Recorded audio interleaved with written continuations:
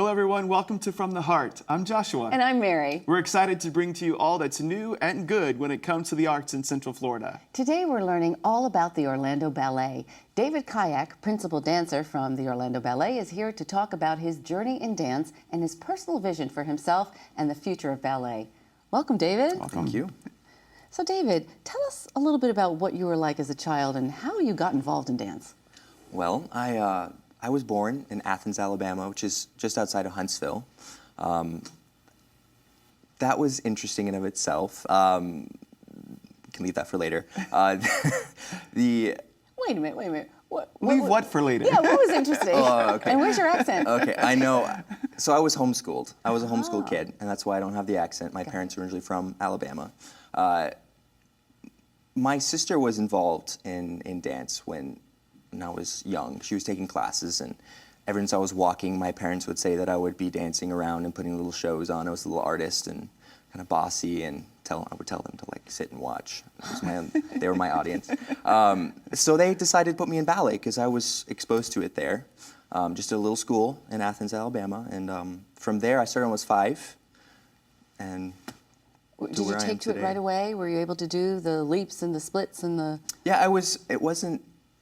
For some people, it's really difficult. It didn't seem too difficult for me. Some people are just born to do that, and I think I was one of them. So your first role was at 5 years old. Oh, yes. And what was that role? I was a caterpillar. Oh, I was caterpillar. awful. That's a good one. So from caterpillar to principal dancer of the Orlando Ballet, tell us the journey from caterpillar to when you got your first role as a company member. It was in Alabama. Yes. What was it like? What was that journey? Was it lots of work? Was it lots of no's from people, or were you always getting a yes? Like, what was that journey like? Well, first of all, ballet is not very popular in Alabama. Everyone plays football, and unfortunately, that was not me. So I'm glad I was homeschooled. That allowed me. My parents were so gracious to allow me to be involved in ballet because that was not something most people did. So, but going back, Were you often the only guy in your classes? yes, Yeah. very often.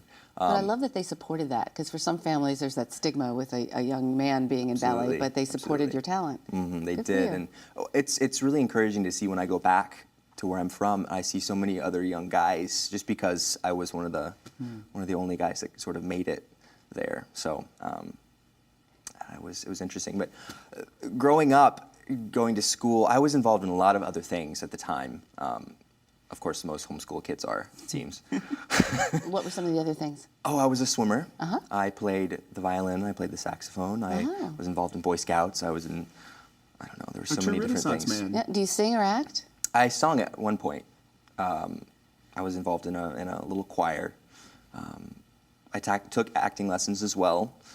That sort of fell by the wayside because ballet took up so much more time. And as I got older, you sort of narrow those things down because you have to start making room for whatever you're really going to pursue. And ballet takes a lot of time. It's not just something you can do once a week. You have to do every day. You were telling us earlier how every day you go, and how many hours a day do you rehearse, and so how many hours a day are you dancing? Well, we start at 9 a.m. and we'll usually finish around 5. We have an hour-and-a-half class in the morning just to we work on technique. We sweat a lot. I mean, it's sort of our time to get ready for the day, but also work on whatever we need to work on. That's great. So ballet is really your life. I mean, and I'm sure there's many great things about it, and I'm sure there's many things you're like, oh no, not that in the ballet. What are the things that you love about dancing, and what are the things that are really hard for you?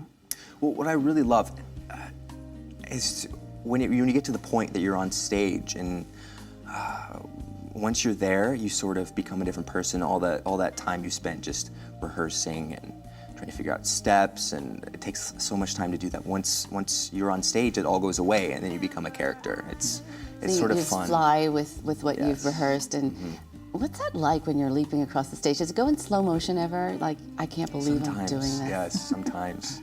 It goes even slower when you fall on stage. Listen. Has that ever happened? That has happened. It's fun, and I think it's happened to most people. Wow. The audience supportive? Oh yeah, absolutely. And speaking of falling, is injury something that you worry about or concern yourself with as a ballet dancer? It is. Ballet is very hard on the body. people don't realize how athletic it is and how difficult it is. It's not something the body naturally does. So that's another reason why it just takes so many years and years and years and years of training to get to the point that we're at now as And a company career members. usually lasts what? If with no injuries or very few, what is the age? If you're really lucky, you can make it to 40. Wow. Some guys can go longer. It really just depends on how well you take care of yourself. And what do you think you'll do after your career at 40? Well, I want to stay involved in ballet in some capacity, whether that's teaching or choreographing or. Think you might start your own company? Maybe. Who knows? I like to think that's long. That's way down the road. So you want to I'm dance, 24 now. You want so to dance as long as you possibly can. Yes, as that's long the as I goal. can. So we have a question we decided we wanted to ask you. How's our posture? Sit up. Mine's really good, bad. it's Mary's good. is actually really No. good. Oh, absolutely. Well, so everyone can know, what's the secret to good posture? Seriously. The secret. Yeah. Well, I guess Like if you want to sit up straight, what is straight? Straight like doing that? I guess it's sort of thinking of your spine like expanding as you're sitting. You Like think you're of rolling it up? Yeah, you think your head is touching the ceiling and the base of your spine is going down. So it's like you sort of elongate, your shoulders are down. We spend so much time like that in the studio and in dance every day that we don't really think about posture anymore. And there's so it's much sort of- discipline to the art of ballet, right? I mean, is. and I know there's most of the things that you hear in rehearsals are in French, right? Aren't the terms the dance terms in French? Tell us about that, because I know probably as confused as I am, so is all of our listeners. What are some of maybe the really common terms that you'll hear in ballet, and what do they mean? Well, ballet originated in France, and there's a lot of backstories behind that. But basically, we go into a class, and just quickly, what's really cool is if you go to another country and you take a class, they might be saying some words in their native tongue, but everything is in French. So it's sort of connected that way, which is Nice. really cool. There are some slight variations, but you would hear plié, which means to bend, tendu, which means to stretch, There's a and battement, something. battement, grand battement, it means to beat. So grand battement, large leg. What does it mean to partner? So that like If you're doing a dance with two people, like a guy and a girl, or it can be just two dancers on stage, it's called a pas de deux, which means step for two Nice. in French, I or like pas de that. trois, which is step for three, or pas de quatre, which Sounds is like step the for powder four. room. I love it. Nice. And one last question for you. Because of your art as a dancer, do you feel that you move through your journey of life a little bit differently? I mean, what have you taken from dance in terms of how you live your life? Well, I would have to say it goes both ways. So what I take as a ballet dancer into life, it's a lot of discipline. That even dancers that don't make it in the professional world, just students that take ballet, they've noticed just these dancers have incredible discipline to take you through life. And then life into ballet? Life into ballet, you sort of take life experiences and sort of incorporate them into whatever character you're playing. Because I know a lot of dancers that sort of don't experience life, and they can't really become a character.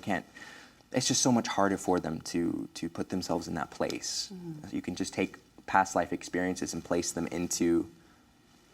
That's a good way of living life no matter what you do, really.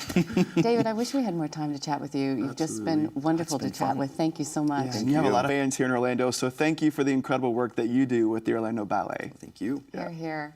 Thanks for joining Joshua and I and our conversation with David Kayak. This was truly a pleasure. We hope you will go and check out a performance at the Orlando Ballet and say hi to David and the dancers. And if you do, make sure to tell him that Joshua and Mary say hello From the heart.